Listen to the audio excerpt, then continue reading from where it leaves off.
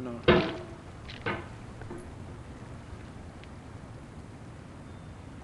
There's no feeling more intense than starting over. If you deleted your homework the day before it was due, as I have, or if you left your wallet at home and you have to go back after spending an hour in the commute. If you won some money at the casino and then put all your winnings on red but it came up black. If you got your best shirt dry cleaned before a wedding and then immediately dropped food on it. If you won an argument with a friend and then later discovered that they just returned to their original view. Starting over is harder than starting up. If you're not ready for that, like if you've already had a bad day, then what you're about to go through might be too much. Feel free to go away and come back. I'll be here. Alright, thanks for coming with me on this trip. I'll understand if you have to take a break at any point. Just find a safe place to stop and quit the game. Don't worry, I'll save your progress, always, even your mistakes. This game is a homage to a free game that came out in 2002, titled Sexy Hiking. The author of that game was Jazuo, a mysterious Czech designer who was known at the time as the father of B games. And B games are rough assemblages of found objects. Designers slap them together very quickly and freely, and they're often too rough and unfriendly to gain much of a following. They're built more for the joy of building them than as polished products. In a certain way, Sexy Hiking is the perfect embodiment of a B game. It's built almost entirely out of found and recycled parts, and it's one of the most unusual and unfriendly games of its time. In it, your task is simply to drag yourself up a mountain with a hammer. And that act of climbing, in the digital world or in real life, has certain essential properties that give the game its flavor. No amount of forward progress is guaranteed. Some cliffs are too sheer or too slippery. And the player is constantly, unremittingly in danger of falling and losing everything. Anyway, when you start Sexy Hiking, you're standing next to this dead tree that blocks the way to the entire rest of the game. It might take you an hour to get over that tree, and a lot of people never got past it. You prod and you poke at it, exploring the limits of your reach and your strength, trying to find a way up and over. And there's a sense of truth in that lack of compromise. Most obstacles in video game worlds are fake. You can be completely confident in your ability to get through them once you have the correct method or the correct equipment or just by spending enough time. In that sense, every pixelated obstacle in Sexy Hiking is real. The obstacles in Sexy Hiking are unyielding, and that makes the game uniquely frustrating. But I'm not sure Jazuo intended to make a frustrating game. The frustration is just essential to the act of climbing, and it's authentic to the process of building a game about climbing. A funny thing happened to me as I was building this mountain. I'd have an idea for a new obstacle, and I'd build it, test it, and it would usually turn out to be unreasonably hard. But I couldn't bring myself to make it easier. It already felt like my inability to get past the new obstacle was my fault as a player rather than as a builder.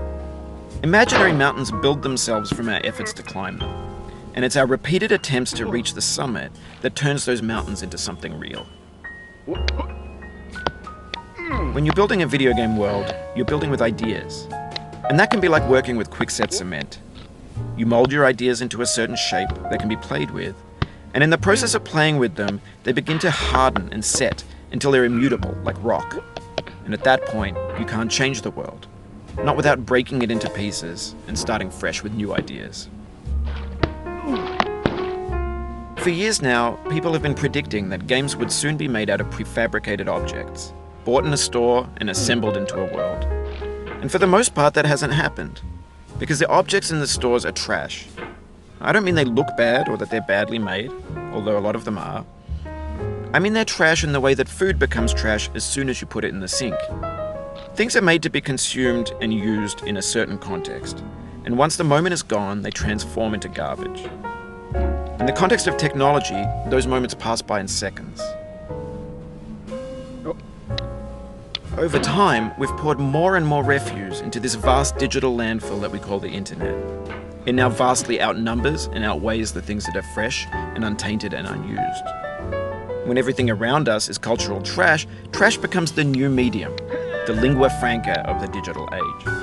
And you can build culture out of trash. But only trash culture. B games B movies, B music, B philosophy. Maybe this is what digital culture is. A monstrous mountain of trash, the ash heap of creativity's fountain. A landfill with everything we ever thought of in it. Grand, infinite, and unsorted.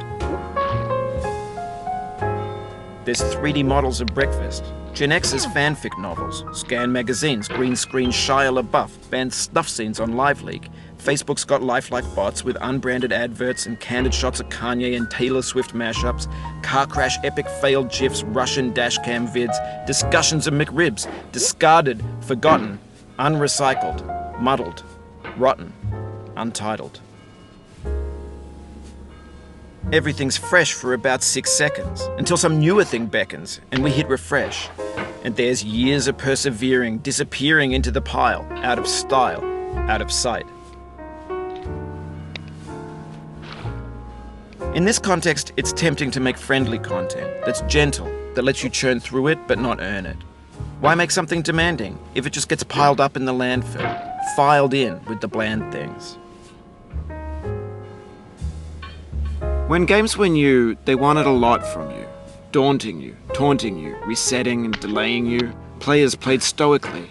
Now everyone's turned off by that. They want to burn through it quickly, a quick fix for the fickle, some tricks for the clicks of the feckless. But that's not you, you're an acrobat. You could swallow a baseball bat. Now I know, most likely you're watching this on YouTube or Twitch, while some dude with 10 million views does it for you. Like a baby bird being fed chewed up food. That's culture too.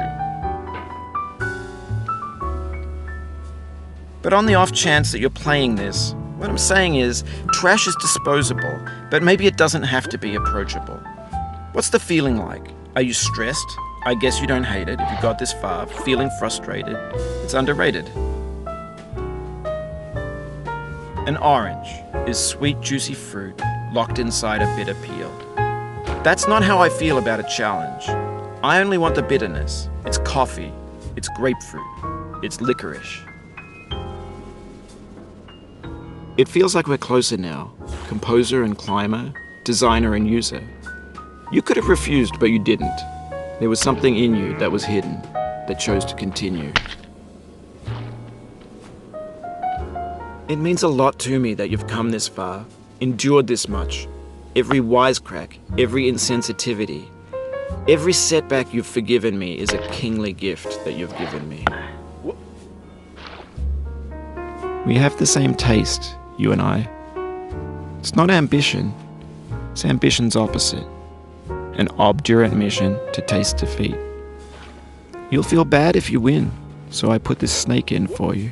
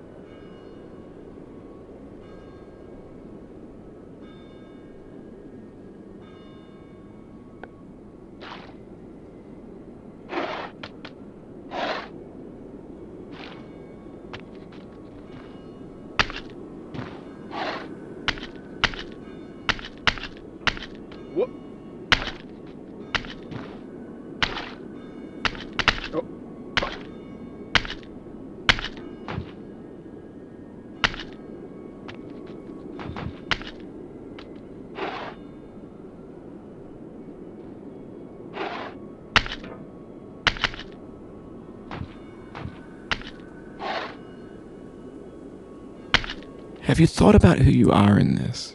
Are you the man in the pot, Diogenes? Are you his hand? Are you the top of his hammer? I think not. Where your hand moves,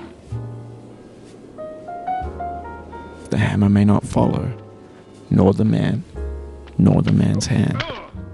In this you're his will, his intent, the embodied resolve in his uphill ascent.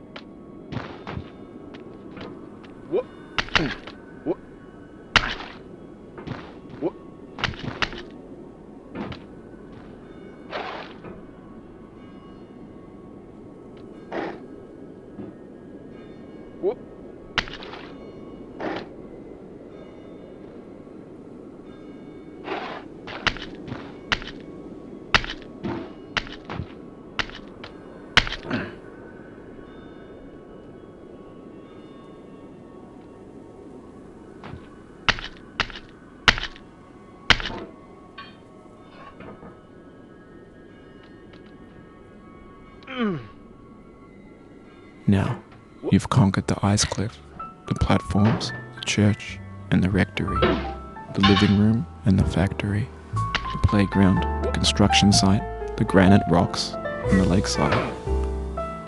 You've learned to hike. There's no way left to go but up, and in a moment I'll shut up. But let me say, I'm glad you came.